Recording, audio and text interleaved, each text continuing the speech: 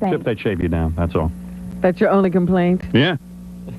I like the way your hair's all tousled up and everything in this thing.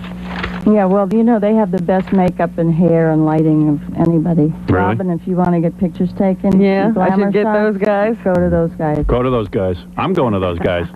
Yeah, I'm tired of seeing bad pictures of me. You could use a few glamour. Yeah, right, man. I need some glamour in my life.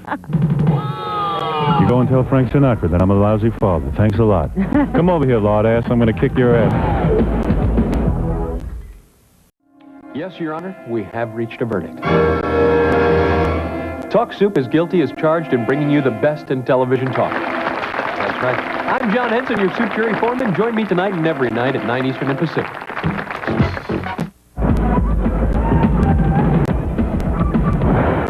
We're sitting here with Nancy Sinatra, who's coming on to me pretty heavily.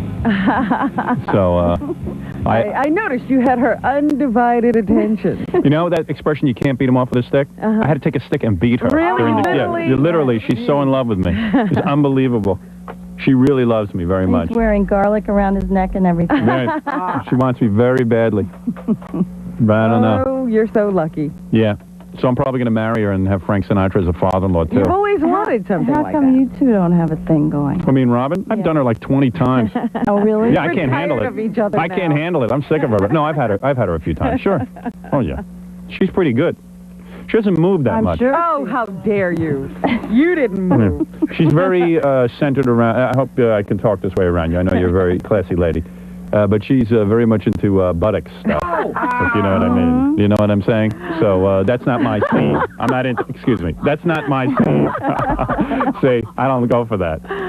So she broke up with me. You loved it. Well, I did it, but I didn't love it that much.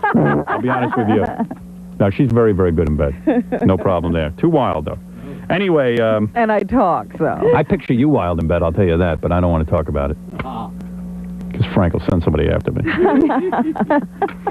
Anyway, so like when you were growing up and stuff, who was like hanging around? Don Rickles and everything, kissing your father's ass every 10 seconds? Don Rickles is a big kiss ass. He loves Frank. Really? Yeah. So he was probably buying you gifts and everything. If you knew Frank, you'd love him too. He's oh, yeah. one of those I would like to know. That's what I'm trying to tell you. I'd like to meet him or something, like get an audience with him. So who were, you know, you didn't have like regular aunts and uncles. You had famous people. Yeah. Well, I had regular aunts and uncles too, but yeah we had famous people. Yeah, like Dean around. Martin was her aunt. But, you know, mostly comics. Dean Martin was her aunt. Yeah. Did you hang around with like Dean Martin and all them? Yes. Yeah. Uh-huh. Yeah, because everybody was there. And it was Uncle Dean, right? Yeah. I remember Jack Benny and George Burns around the house a lot. Yeah, They were see what I mean? so funny. I mean, that's like they're your personal monkeys to have around the house to make you laugh. Come into your home and entertain. Like Frank would say, George, go make my daughter laugh. And they would have to do it. That's cool. Oh, man. Hey, Jack Benny, go over there play some violin for my daughter Nancy. I love her. Oh, that's so great. Those guys jumping through hoops. And like, what would you do? Like, you would just be natural because it was natural to you, but like, would those guys just sit around and kiss Frank's ass? Like, would they just like, oh, Frank, thanks for having us over? No, they used to play cards and stuff. Oh, they did? At the house? Yeah. And when we lived on Toluca Lake in the valley, in California, they used to have a raft. Right. Big raft, and they put a card table and chairs up. Yeah, that's and cool. they'd go out there, be away from the telephones. They'd sit out in the middle of the lake and play gin and, you know, whatever else they wanted to play that day. How come I don't have guys who I can do that with? Yeah, you don't have guy friends. Yeah, why don't go into the middle of your pool because that's about. Yeah, but you know what it is? My stupid friends are like Billy and Jackie and Fred. I want real show. Maybe I'll get Chuck Norris over the house to play some cards. Who's your best friend? Chuck Norris. Oh, stop. Come on, who's your best friend? Who's my best friend? Yeah. My wife. So go out there with her. Yeah, I'll sit there with my best male friend. You know, I don't have any guy friends really. I hang around with Ralph. Well, he'd be your best friend right now. But he seems kind of gay. He's very effeminate. Yeah, you two could go get your legs shaved together. Yeah, that's what we do. We buff down. We shave each other's chests. Imagine my kids will grow up. Like Nancy Sinatra has nice stories, you know, Jack Benny and George Burns were, you know, all sitting around playing cards.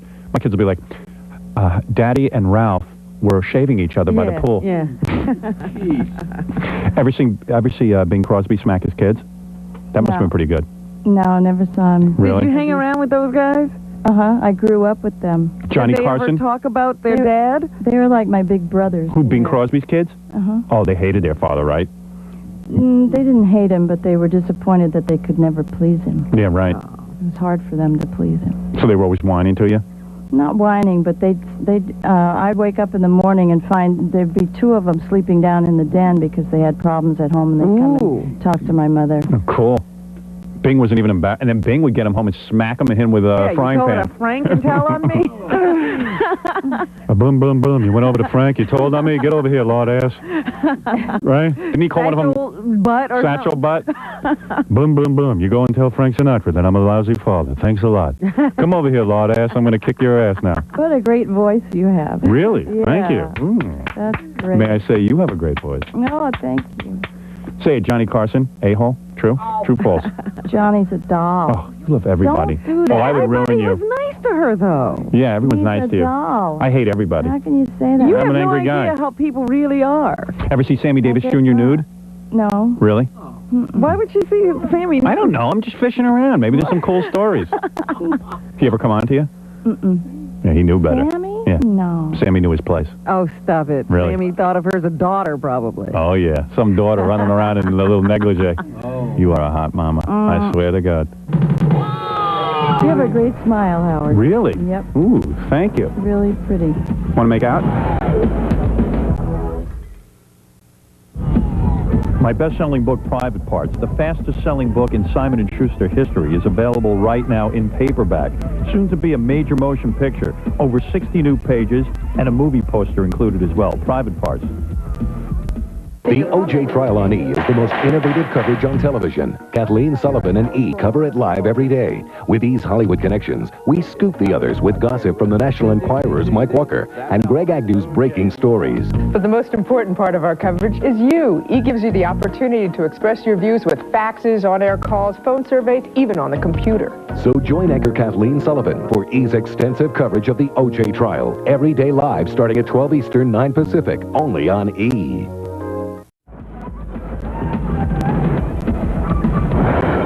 So wasn't it great when you became famous and then like all of a sudden your dad had to see you as a famous person?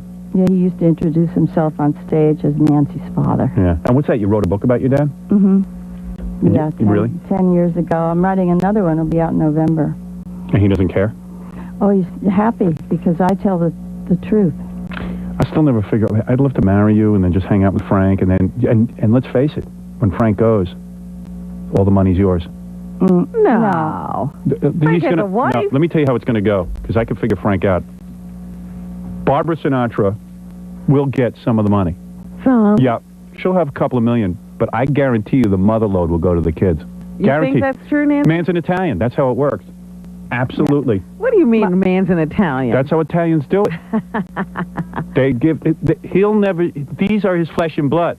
Barbara is a nice lady, and that's his wife, and she's been a companion. But I am latecomer. Who said latecomer? Right. Absolutely. Latecomer. True or false? True. True. She knows. See? So Frank's going to give the money To the kids?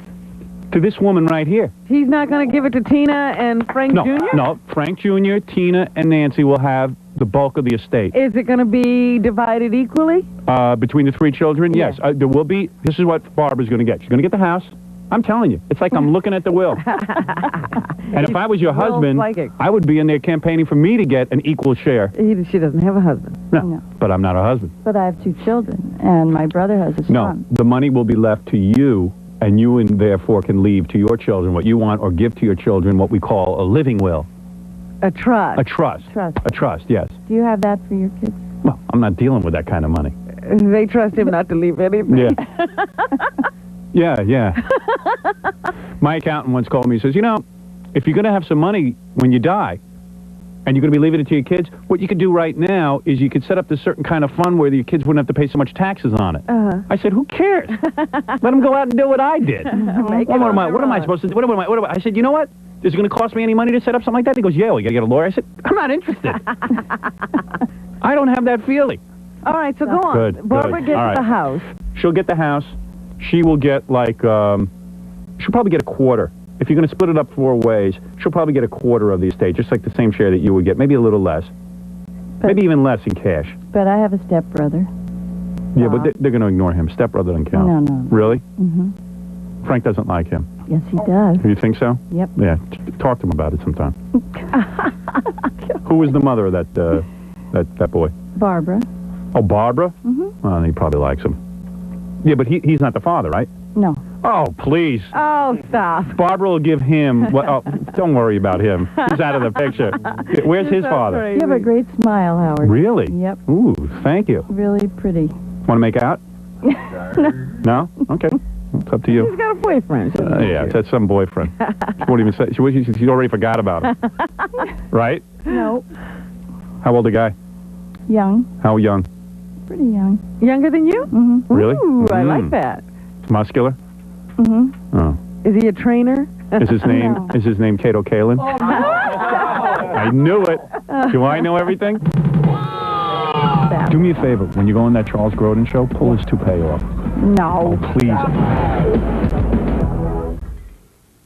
Jackie Martling's wild 78-minute comedy CD or cassette is only $10 plus $3 shipping and handling. Buy 2, get 1 free. Call 1-800-323-KING.